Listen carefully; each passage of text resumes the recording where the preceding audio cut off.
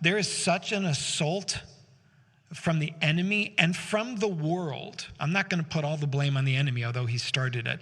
There's an assault on men, on fathers especially. Who is the one character in all of our sitcoms that is slammed and made to look like an idiot, like an airhead idiot? Who is it? It's the father. It's the husband. There is honest to goodness. There is an assault out on fathers, because if the enemy can remove fathers, and this is not saying a father is more important, do not hear that, but if he can remove the father from the situation, things have a greater tendency to fall apart.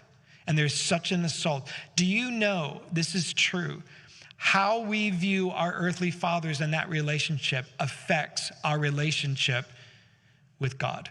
We tend to view God the exact same way. First time I ever heard Pastor Dave preach on the Father's love, that's one of the things that he said. And I was sitting there going, I don't know if I agree with that.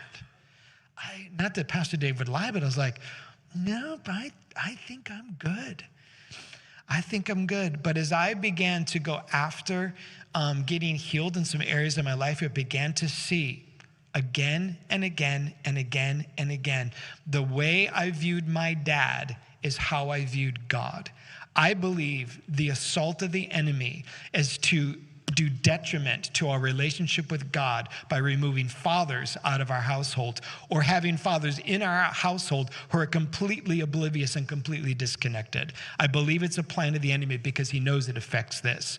When I got things healed in my own heart about things towards my dad and had to walk through some forgiveness on my own of just getting healed of some of those things, my relationship with God began to go to a higher level, because I realized that some of the things, and I loved my dad and my dad loved me, and he gave his all into this situation, into our family. But there were just some things there that affected how I viewed God, and it just began to heal in my life, and my perspective on the Lord completely shifted and changed.